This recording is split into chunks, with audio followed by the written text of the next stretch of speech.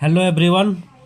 तो आज हम लोग जो है एंडोक्राइनोलॉजी का सेकंड नोट्स पढ़ने वाले हैं जिसका नाम है थायराइड ग्लैंड। ठीक है।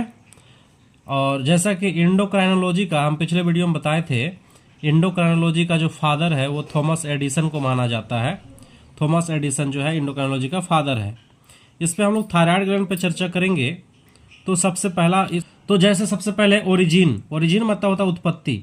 थायराइड ग्लैंड का जो उत्पत्ति हुआ है वो इंडोडर्म से हुआ है। किससे हुआ है? इंडोडर्म समझते होंगे कि हम लोग का जो बॉडी का लेयर ओरिजिन हुआ है वो 3 लेयर से हुआ है, एक्टोडर्म, मेसोडर्म और इंडोडर्म। तो एक्चुअली में थायराइड ग्लैंड का जो ओरिजिनेट हुआ वो किससे हुआ है? इंडोडर्म से हुआ। ठीक है। दूसरा पॉइंट है thyroid is largest endocrine glands, यानी एंडोक्राइन ग्लैंड में सबसे बड़ा ग्लैंड है थायराइड ग्लैंड। ठीक है। थायराइड ग्लैंड सबसे बड़ा ग्लैंड है। और पूछेगा कि स्मॉलेस्ट एंडोक्राइन ग्लैंड क्या कौन है, तो बोलोगे pituitary gland. Pituitary gland smallest है, यानी साइज में सबसे छोटा है पिट्यूटरी एंडोक्राइन ग्लैंड्स में, और सबसे बड़ा कौन है? थायराइड ग्लैंड बड़ा है। ठीक है। बाइलोब्ड होते हैं। ये कैसे होते हैं? बाइलोब्ड जैसा कि आप यहाँ फिगर में देख रहे हैं, 2 लोब मौजूद है। एक लोब ऐसा है और एक लोब ये है। तो थायराइड ग्लैंड में कितने लोब होते हैं? 2 लोब होते हैं, इसलिए बाइलोब्ड। उसके बाद लिखा हुआ है कि ये कहाँ मौजूद होते हैं हमारे बॉडी के अंदर। तो हमारे बॉडी के अंदर जो ट्रेकिया है, अगर यहाँ पर हम लोकेशन का बात करें तो जैसे कि लोकेशन है, आप जानते होंगे कि मान लीजिए ये ह्यूमंस बीइंग है। ठीक है। और उसका ये मान लीजिए ट्रेकिया है। तो ये जो ट्रेकिया है, इस ट्रेकिया के ऊपर बटरफ्लाई होता है ना, बटरफ्लाई मतलब समझते हैं ना, तितली। बटरफ्लाई के स्ट्रक्चर का ये ग्लैंड्स मौजूद होता है ट्रेकिया में। तो लोकेशन जो है इसका वो कहां पर है? ट्रेकिया के सरफेस में है, ट्रेकिया के ऊपर है। ठीक है। तो यहां पर लिखा हुआ है आपका कि over the surface of trachea, यानी ट्रेकिया के ऊपर में मौजूद होते हैं ये थायराइड ग्लैंड, जो कि हमारे नेक रीजन यानी गला में होता है। ठीक है। लिखा हुआ है कि थायराइड ग्लैंड्स सो थायराइड फॉलिकल्स, यानी थायराइड ग्लैंड के अंदर में थायराइड फॉलिकल्स होते हैं, कंपोज्ड ऑफ क्यूबॉइडल एपिथेलियम। और ये जो थायराइड फॉलिकल्स है ये कौन से सेल से बने होते हैं? क्यूबॉइडल एपिथेलियल सेल से बने होते हैं, और जिसके अंदर जो है वो कोलॉइड्स भरे होते हैं। इसके अंदर लिक्विड भरा होता है जिसे हम क्या कहते हैं? कोलॉइड्स कहते हैं। तो मेरा कहने का मतलब हुआ कि थायराइड ग्लैंड के अंदर थायराइड फॉलिकल सेल होते हैं, और थायराइड फॉलिकल सेल किस आकार के होते हैं? क्यूबॉइडल एपिथेलियम सेल होते हैं, जिसके अंदर कोलॉइड्स भरे होते हैं। यहाँ पर स्ट्रक्चर में दिखाया गया कि मान लीजिए ये थायराइड ग्लैंड है, इसका ट्रांसवर्स सेक्शन है। कौन सा सेक्शन है? ट्रांसवर्स सेक्शन है थायराइड ग्लैंड का। तो जब थायराइड ग्लैंड को काट के देखा गया तो उसके अंदर कुछ सेल दिखाई दिया। आप ये सब जो सेल देख रहे हैं, क्यूबॉइडल सेल, ये सेल का नाम है फॉलिकुलर सेल, और इसके अंदर में लिक्विड भरे होते हैं जिसको हम लोग कहते हैं कोलॉइड्स। क्या कहते हैं? कोलॉइड्स कहते हैं। ठीक है। और ये सेल के बाहर, ये बाहर है स्ट्रोमा। क्या है? स्ट्रोमा। इस स्ट्रोमा में भी छोटे छोटे सेल होते हैं, और ये छोटे छोटे सेल का नाम है सी सेल। क्या नाम है? सी सेल, या इसको पारा फॉलिकुलर सेल के नाम से भी जाना जाता है। सी सेल या फिर पारा फॉलिकुलर सेल। यानी थायराइड ग्लैंड के अंदर 2 टाइप्स के सेल हो गए। एक तो हो गया फॉलिकुलर सेल और दूसरा पारा फॉलिकुलर सेल। फॉलिकुलर सेल जो, हाँ, या उसको सी सेल भी कहते हैं। फॉलिकुलर सेल से थायरोक्सिन हार्मोन बनता है। कौन सा हार्मोन? Thyroxine hormone. और पारा फॉलिकुलर सेल से कैल्सिटोनिन हार्मोन बनता है। यानी कि हम बोले तो थायराइड ग्लैंड से 2 टाइप्स का हार्मोन रिलीज होता है, एक कैल्सिटोनिन और दूसरा थायरोक्सिन। कैल्सिटोनिन पारा फॉलिकुलर सेल से रिलीज होता है, यानी सी सेल से रिलीज होता है, जबकि थायरोक्सिन हार्मोन वो फॉलिकुलर सेल से रिलीज होता है। समझ में आ रहा बात को ना? तो यहां पर ध्यान से चीजों को देखिए। अगर नहीं समझ में आया तो वीडियो को पीछे करके देखिए, बार बार सुनिए, शायद आपको समझ में आ जाएगा। ठीक है। चलिए हम आगे बढ़ते हैं। तो ये हमारा थायराइड ग्लैंड का स्ट्रक्चर हो गया, ये ट्रांसवर्स सेक्शन हो गया थायराइड ग्लैंड का। अब आगे लिखा हुआ है कि जो स्ट्रोमा होते हैं थायराइड ग्लैंड के अंदर, जो स्ट्रोमा है, स्ट्रोमा का मतलब ये हुआ कि ये जो फॉलिकुलर सेल, इसके बाहर जो भी लिक्विड है इसे स्ट्रोमा कहते हैं। तो स्ट्रोमा कंटेन, स्ट्रोमा में मौजूद होते हैं small cluster of specialised para follicular cell that is called C cell. यानी यहां पर स्ट्रोमा में कुछ छोटे छोटे सेल के गुच्छे होते हैं इसे हम लोग कौन सा सेल कहते हैं? सी सेल कहते हैं, ठीक है। और सी सेल से कौन सा हार्मोन निकलता है? कैल्सीटोनिन। क्या नाम है? कैल्सीटोनिन, जो बहुत छोटे वर्ड्स में लिखे हुए हैं। कैल्सीटोनिन आप देख रहे हैं यहाँ पर कैल्सीटोनिन लिखा हुआ है, ठीक है। चलिए आगे बढ़ते हैं हम लोग। थायराइड्स ग्लैंड के जो हार्मोन्स है उसे थायराइड हार्मोन कहते हैं। थायराइड ग्लैंड से मान लीजिए थायराइड हार्मोन रिलीज हुआ। थायराइड हार्मोन्स जो है वो कौन से सेल से रिलीज होता है? फॉलिकुलर सेल से रिलीज होता है, ठीक है। अब थायराइड जो ग्लैंड्स है बाबू, वो थायराइड ग्लैंड से जो हार्मोन निकलता है उसको थायरोक्सिन हार्मोन कहते हैं। क्या कहते हैं? Thyroxine hormone. थायरोक्सिन हार्मोन का भी 3 टाइप्स होता है। कितने टाइप्स? 3 टाइप्स, T3, RT3 और T4। T3 का पूरा नाम है ट्राई आइडोथायरोनिन। RT3 का पूरा नाम है reverse try iodothyronine and tetra iodothyronine. T4, 4 मतलब टेट्रा, 3 मतलब ट्राई, R लग गया मतलब रिवर्स ट्राई आइडोथायरोनिन। ये थायरोक्सिन हार्मोन कितने टाइप का होता है? 3 टाइप का, T3, RT3 और T4। ये तीनों जो है, ये तीनों को कंबाइंड करके हम क्या बोलते हैं? Thyroxine hormone. जो कौन से सेल से निकलता है? फॉलिकुलर सेल से निकलता है। थायराइड ग्लैंड के अंदर होता है फॉलिकुलर सेल। यानी थायराइड ग्लैंड के अंदर कितने टाइप का सेल हो गया बाबू? 2 टाइप का सेल हो गया। ध्यान से देखिएगा, जैसे मान लीजिए थायराइड्स ग्लैंड का अंदर जो सेल है वो 2 टाइप्स का होता है।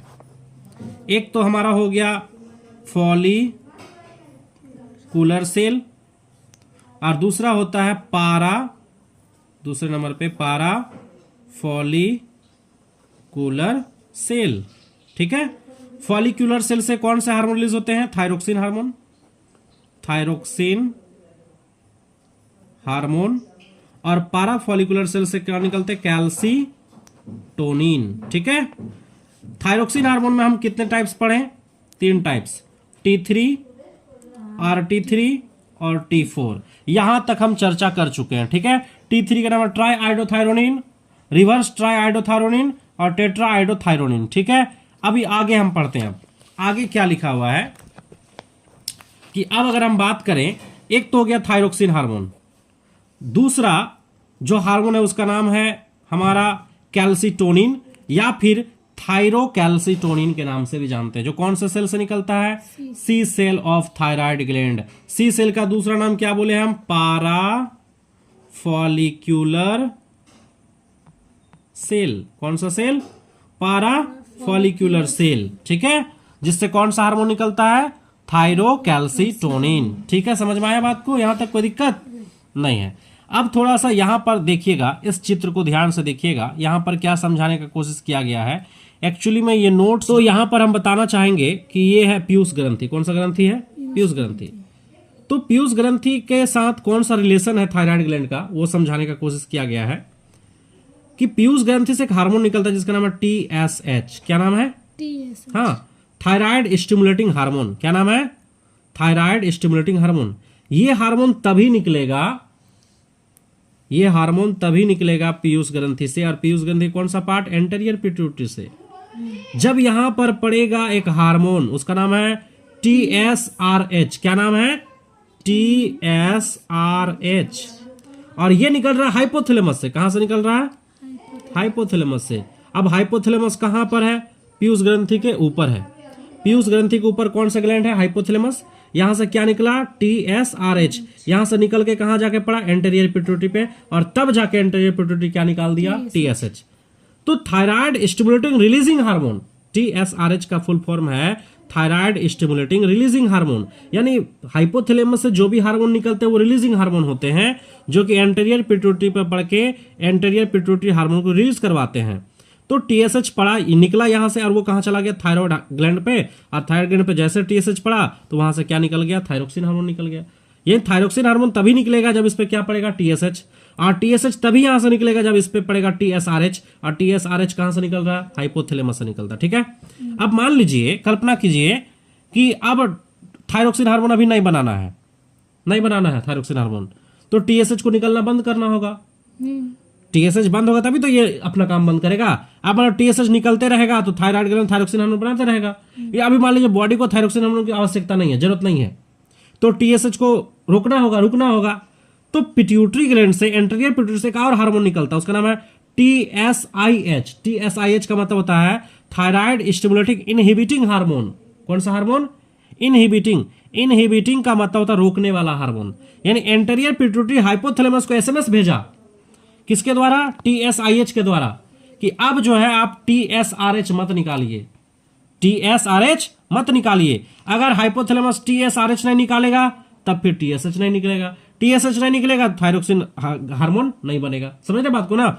तो एंटीरियर पिट्यूटरी से TSIH भी निकलता कब? जब यहाँ एक्सेस थायरोक्सिन हार्मोन का सिक्रीशन हो जाएगा। जब थायरोक्सिन हार्मोन बॉडी में जरूरत से ज्यादा बढ़ने लगेगा तब हमारा एंटीरियर पिट्यूटरी क्या करेगा? हाइपोथैलेमस को SMS भेजेगा TSIH के द्वारा कि थायराइड स्टिमुलेटिंग इनहिबिटिंग हार्मोन के द्वारा हाइपोथैलेमस जाएगा मैसेज, और हाइपोथैलेमस TSRH को निकलना क्या कर देगा? बंद कर देगा। और जब ये बंद हो जाएगा तो एंटीरियर पिट्यूटरी पर नहीं पड़ेगा तो TSH नहीं निकलेगा। बात समझ में आया यहां पर? चलिए यहां पर थोड़ा सा ध्यान दीजिएगा। यहां पर और एक चीज समझाने का कोशिश किया गया है कि जो थायरोक्सिन हार्मोन है, कौन सा hormone? Thyroxine hormone. Thyroxine hormone is made from tyrosine amino acid. देखिए ये जो थायरोक्सिन हार्मोन है, हार्मोन्स बने होते हैं प्रोटीन के। किसके बने होते हैं? और प्रोटीन बने होते हैं एमिनो एसिड के। तो एक्चुअली थायरोक्सिन के अंदर कौन सा एमिनो एसिड है? तो बोलेंगे टायरोसिन एमिनो एसिड। कौन सा amino acid? Tyrosine amino acid के बने होते हैं थायरोक्सिन हार्मोन। ठीक है, यहां पर और एक चीज समझाया गया कि जब टायरोसिन एमिनो एसिड के साथ एक आयोडीन जुड़ता है, कितना आयोडीन? हाँ, जब टायरोसिन के साथ एक आयोडीन जुड़ेगा तब बनेगा मोनो आइडो टायरोसिन, MIT बोलते हैं। क्या बोलते हैं? MIT। MIT का मतलब है मोनो आइडो टायरोसिन। मोनो मतलब वन, आइडो मतलब आयोडीन, और टायरोसिन मतलब टायरोसिन। यानी जब टायरोसिन के साथ एक आयोडीन जुड़ेगा तब उसको क्या बोलेंगे? Mono iodo tyrosine. बात समझ में आ रहा है? आयोडीन एक जैसे NaCl सोडियम होता है ना, तो आयोडीन जुड़ा हुआ, सोडियम क्लोराइड जुड़ा हुआ आयोडीन। ठीक है, तो जब हमारे टायरोसिन के साथ क्या जुड़ा है? आयोडीन, तब उसका क्या नाम पड़ा? Mono iodo tyrosine. ठीक, अब बता रहा है कि mono iodo tyrosine plus mono iodo tyrosine तो क्या हो जाएगा? Di iodo tyrosine. Mono plus mono कितना होता है? डाई होता है। तो MIT plus MIT DIT that means di iodo tyrosine. ठीक है, अब मान लीजिए DIT प्लस MIT तो क्या हो जाएगा? T3। DIT का मतलब था डाई आइडो टायरोसिन, और मोनो आइडो टायरोसिन तो डाई और मोनो मिलकर फिर क्या हो गया? ट्राई। तो ट्राई आइडो थायरोनिन हो गया। T3 का मतलब क्या हो गया? Try आइडो thyronine. अगर तुमसे पूछा जाए कि T3 किससे किससे मिलकर बने होते हैं, तो DIT प्लस MIT से मिलकर बने होते हैं। T4 किससे मिलकर बने होते हैं? DIT प्लस DIT, यानी die iodo tyrosine plus die iodo tyrosine. यानी डाई और डाई कितना हो जाएगा? 4। तो टेट्रा T4 बन गया। समझ रहे बात को ना? तो MIT यहां पर ध्यान से फिर से समझाने का कोशिश करेंगे। यहां ध्यान दीजिएगा।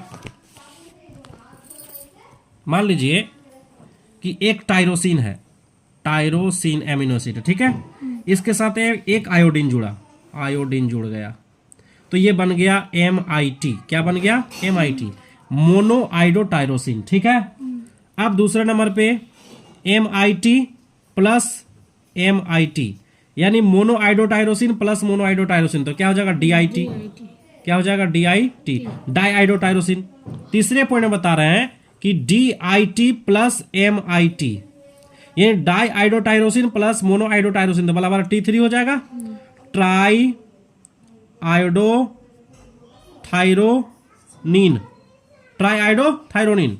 अब अगर मान लो कि DIT प्लस DIT बराबर क्या हो जाएगा? T4, यानी कि डाई आइडो टायरोसिन और डाई आइडो टायरोसिन तो क्या हो जाएगा? टेट्रा। डाई डाई क्या होता है? Tetra आइडो thyronine. ठीक है, तो इस प्रकार से हमारा T3 भी बना और T4 भी बना। समझ में आ रहा बात को ना? तो ये चीज याद रखना होगा हम लोगों को। ठीक है, अब आगे हम लोग ध्यान देते हैं। अब दूसरे नंबर पेज पे, ये हमारा पहला पेज क्लियर हो गया। अब दूसरे नंबर पेज पे यहां से ध्यान दीजिएगा कि बायोसिंथेसिस ऑफ थायराइड हार्मोन, यानी थायराइड हार्मोन जो हम पढ़े अभी, T3 पढ़े हम लोग, RT3 पढ़े और T4 पढ़े, है ना? तो ये जो है, ये तीनों हार्मोन्स का निर्माण कैसे होता है वो समझाने का प्रयास किया गया। ठीक है, यहां ध्यान से देखिएगा। मान लीजिए कि यहां पर एक टायरोसिन है। कौन है? टायरोसिन अमीनो एसिड है। ठीक है, ये टायरोसिन अमीनो एसिड है। इसमें कितना आयोडीन जुड़ा हुआ? एक। तो एक टायरोसिन में एक एमिनो आयोडीन जुड़ा हुआ है, तो यह MIT क्या है? MIT मतलब हुआ मोनोआइडोटायरोसिन। ये कैसा टायरोसिन है? एक ठो आयोडीन जुड़ा हुआ ना, तो टायरोसिन के साथ जब एक आयोडीन जुड़ जाए तो ये क्या कहलाएगा? MIT कहलाएगा, मोनोआइडोटायरोसिन। कैसा टायरोसिन है? मोनोआइडोटायरोसिन। अच्छा, इस टायरोसिन के साथ यहां ये टायरोसिन है, ये टायरोसिन के साथ कितना आयोडीन जुड़ा हुआ है? 2। तो इसको हम क्या बोलेंगे? DIT बोल सकते हैं, डाई आइडोटायरोसिन। तो बताइए MIT प्लस DIT बराबर क्या हो जाएगा? T3 हो जाएगा ना, कि डाई आइडोटायरोसिन और मोनो डाई मोनो कितना हो जाएगा? ट्राई। तो ये हमारा T3 है। क्या है? T3 है। ये क्या है? T3 है, यानी ट्राई आइडोथायरोनिन है। अब यहां पर केमिकली इसको बना लिखे हैं कि 353। 35 का मतलब ये हुआ कि यहां पर इस टायरोसिन में देखिएगा 1 2 3 नंबर पर आयोडीन जुड़ा हुआ है, 4 5 और 5 नंबर पर जुड़ा हुआ है। तो 3 और 5 नंबर पे आयोडीन जुड़ा हुआ है इस टायरोसिन का, और इस टायरोसिन का कितने नंबर पे जुड़ा हुआ? 1 2 3 नंबर पे। तो 3 5 इसका और 3 इसका। समझ रहे बात को ना? तो यानी कि इस टायरोसिन के तीसरे नंबर पे और 5वें नंबर पे, तीसरे नंबर 5 नंबर पर आयोडीन जुड़ा हुआ है, और इस टायरोसिन के कितने नंबर पे जुड़ा हुआ? तीसरे नंबर पे। तो 353 ट्राई आइडो एल थायरोनिन। तो इसका पूरा नाम क्या हो जाएगा?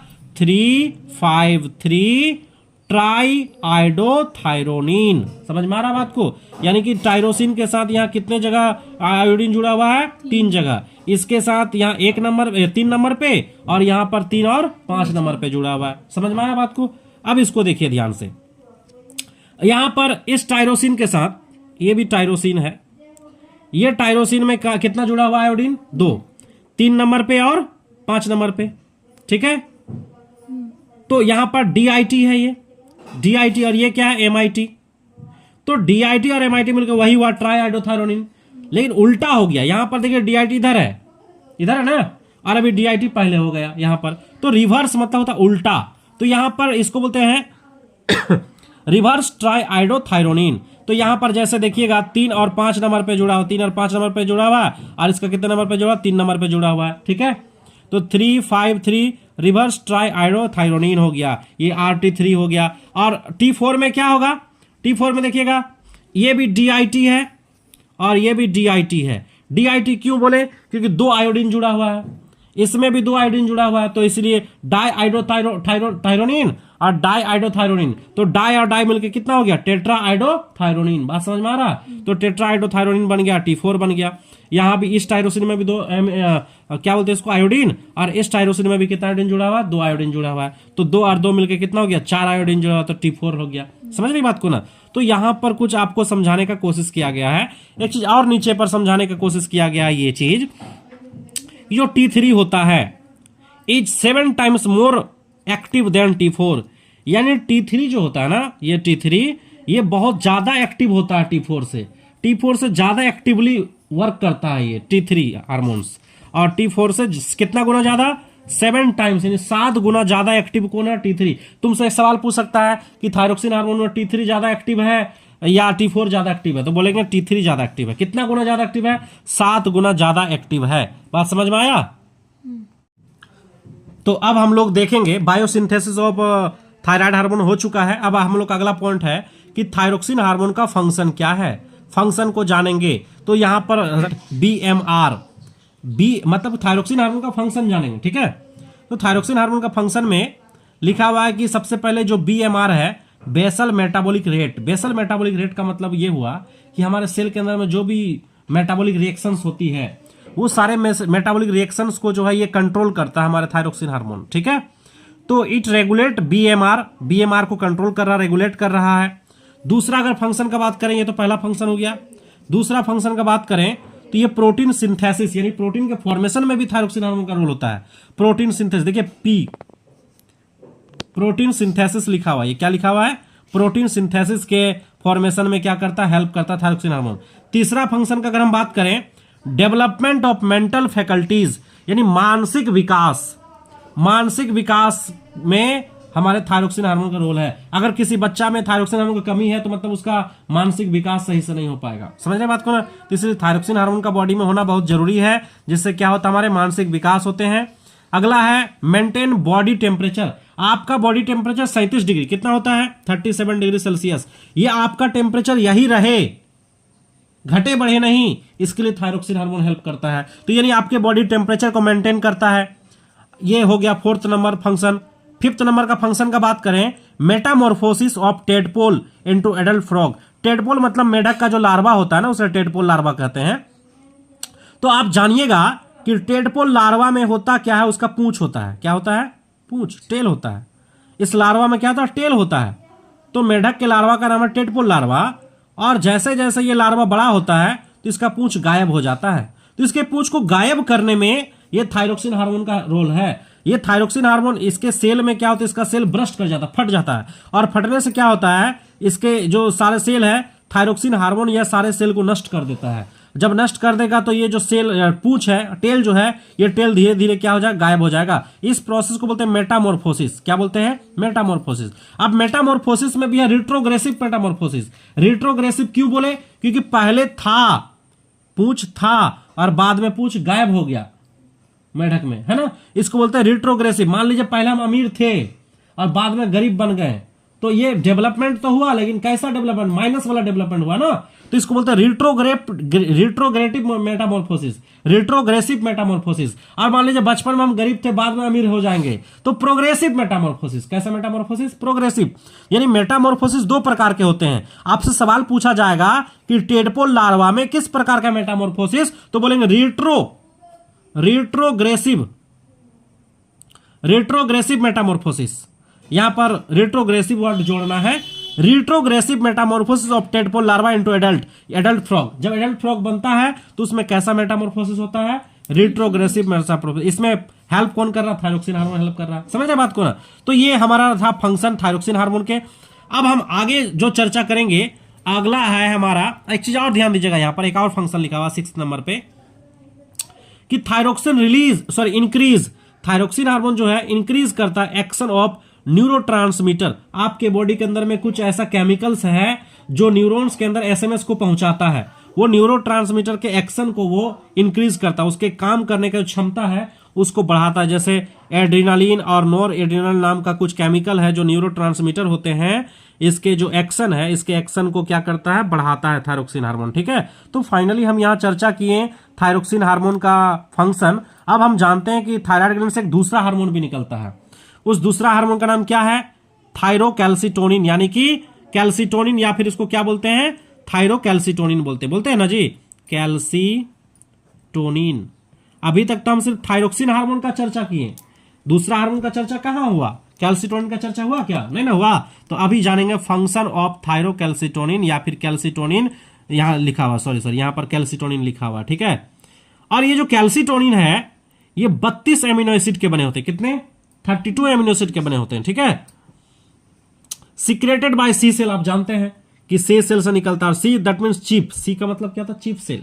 सी का मतलब क्या होगा? Cheap cell. सी सेल का दूसरा नाम क्या बताए थे? पैरा फॉलिकुलर सेल बताए थे। अब बता रहे हैं, यहां ध्यान से सुनिएगा, इसका फंक्शन बहुत इंटरेस्टिंग है। क्या फंक्शन है?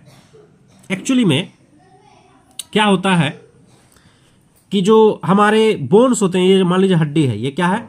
हड्डी है।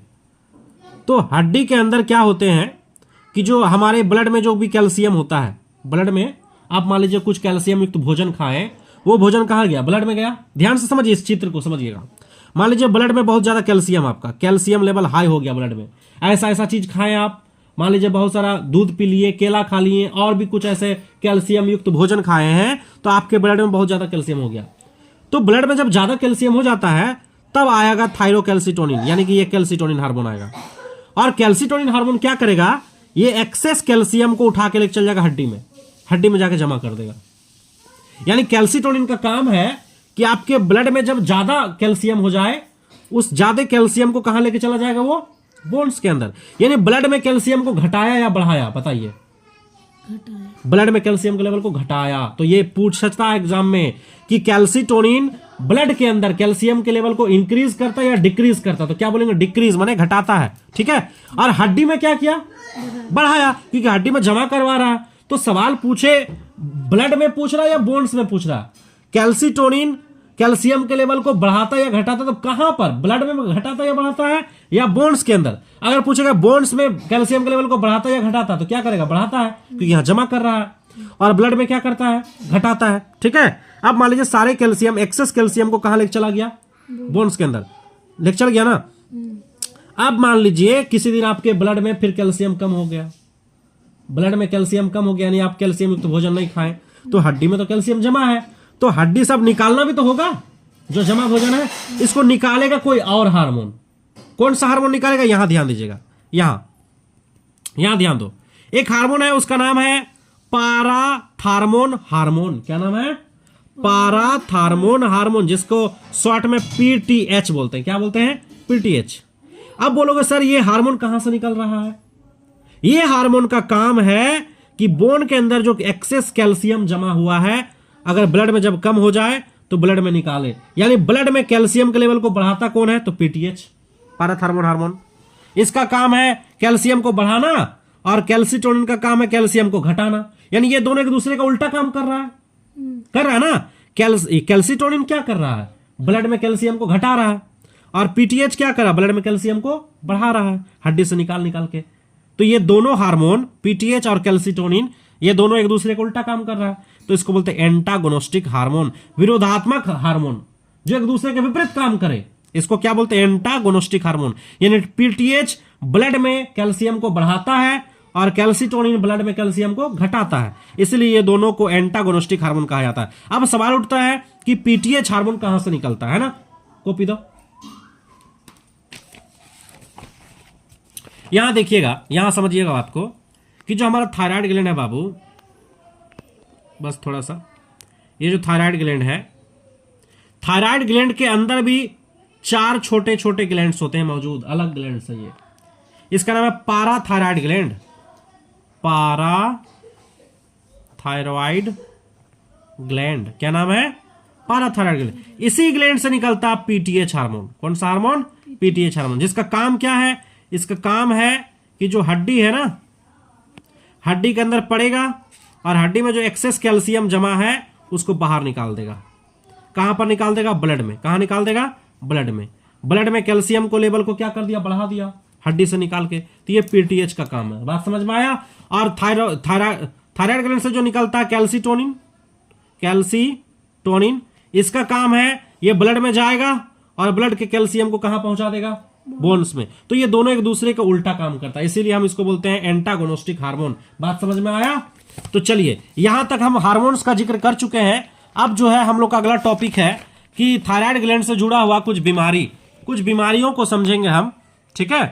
तो जैसे कि आप देख रहे हैं थायराइड डिसऑर्डर में क्या क्या है, थायराइड ग्लैंड में से जुड़े हुए 2 टाइप्स के बीमारी हैं, ठीक है। एक होता है हाइपरथायराइडिज्म, एक होता है हाइपोथायराइडिज्म।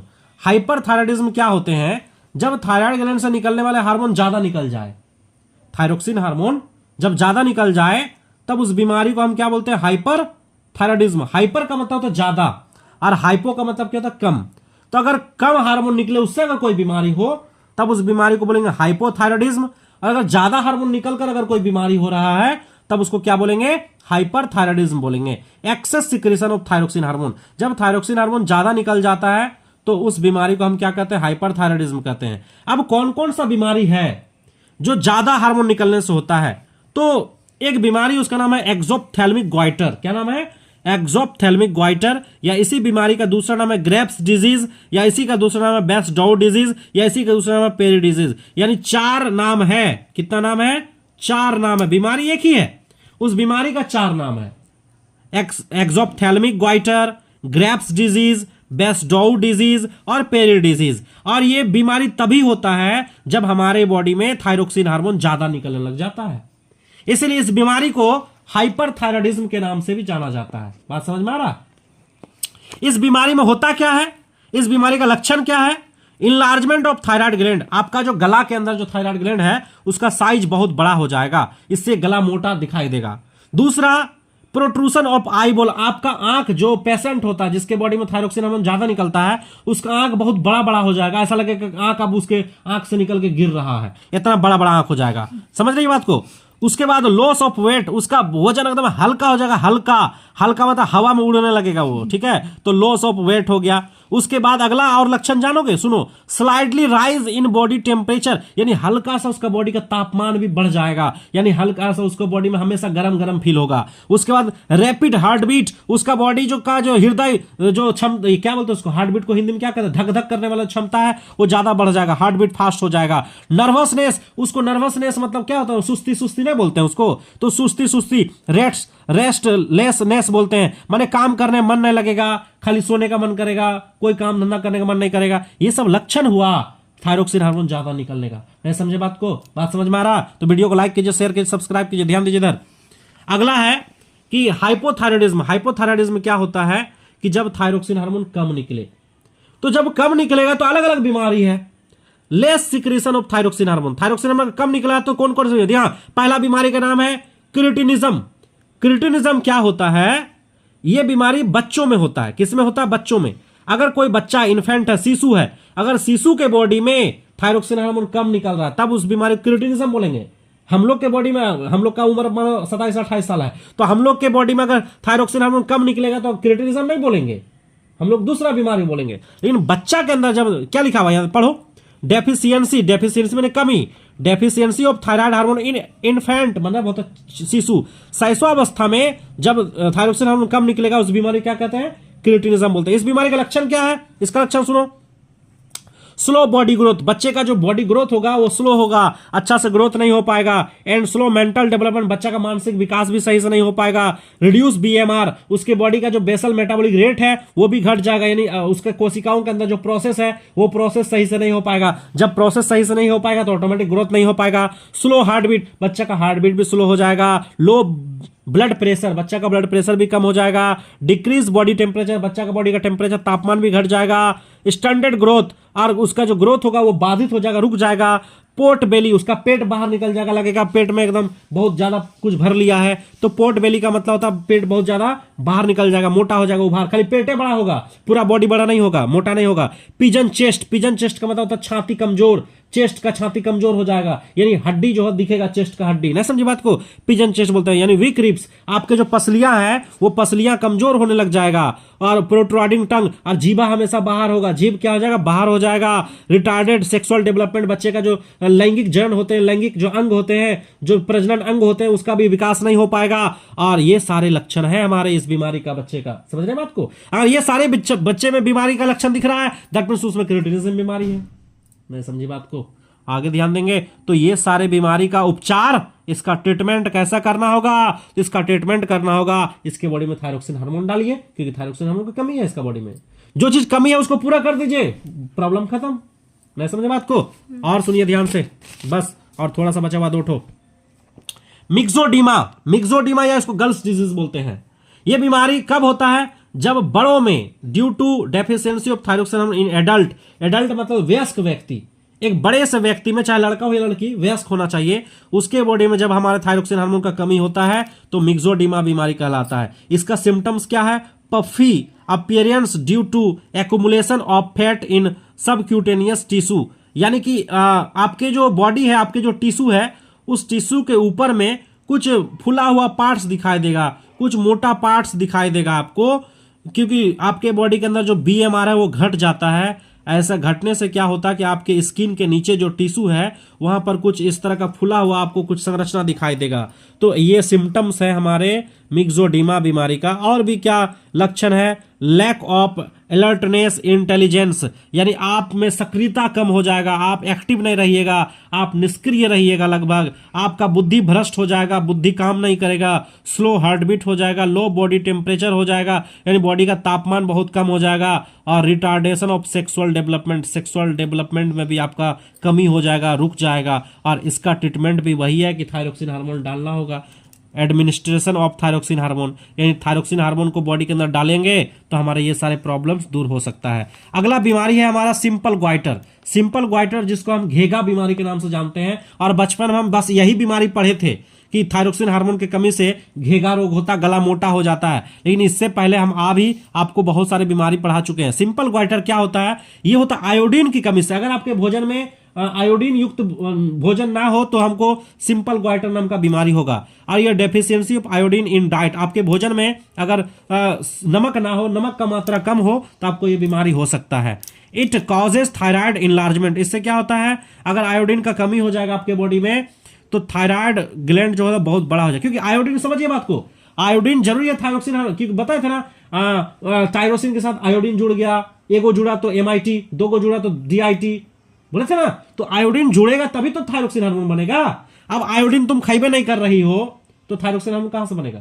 जब थायरोक्सिन हार्मोन नहीं बनेगा थायराइड ग्लैंड में सूजन हो जाएगा और ये इसका साइज क्या हो जाएगा? बड़ा हो जाएगा। इट मे लीड टू क्रिएटिनिज्म और मिक्सोडीमा, यानी ये जो सिंपल ग्वाइटर है ये आगे जाके क्रिएटिनिज्म भी हो सकता है या मिक्सोडीमा भी हो सकता है, ये बीमारी में वो कन्वर्ट हो सकता है। This disease is common in hilly area, जो हिली एरिया मतलब पहाड़ी क्षेत्रों में जो लोग रहते हैं उस लोग में ज्यादातर ये बीमारी देखने को मिलता है, क्योंकि वहां पर नमक का मात्रा बहुत कम रहता है, वो लोग नमक वहां पर कम मिलता है, इसलिए हिली एरिया के जो लोग हैं वहां पर सिंपल ग्वाइटर नाम का बीमारी ज्यादा देखने को मिलता है। समझ गए बात को? इसका ट्रीटमेंट क्या है? इनटेक ऑफ आयोडाइज्ड सॉल्ट, आप आयोडीन युक्त नमक का सेवन कीजिए तो आप सिंपल ग्वाइटर से आपको मुक्ति मिल सकता है। अगला बीमारी है हाशीमोटो डिजीज। हाशीमोटो डिजीज में क्या होता है? Auto immune disorder of thyroid gland, यानी थायराइड ग्लैंड्स क्या होते हैं? हमारे थायराइड ग्लैंड्स के जो सेल है उसी पे अटैक करने लग जाते हैं। इसमें थायराइड ग्लैंड के सेल पर ही इम्यून सिस्टम अटैक करने लगता है तथा थायराइड ग्लैंड बर्बाद हो जाता है। यानी हमारे बॉडी का जो इम्यून सिस्टम है, प्रतिरक्षा तंत्र, हमारे थायराइड ग्लैंड पे अटैक कर देता है ना, गलती से हमारे थायराइड ग्लैंड पे अटैक कर देता है। और हमारे जब थायराइड ग्लैंड पे अटैक होता है तो हमारा थायराइड ग्लैंड डिस्ट्रॉय, नष्ट हो जाता है, और इस बीमारी को हाशीमोटो डिजीज कहते हैं। तो शायद आप लोगों को थायराइड ग्लैंड पूरा कंप्लीट हो चुका है हमारा, और किसी भी प्रकार का सवाल हो तो कमेंट्स में आप पूछ सकते हैं। धन्यवाद।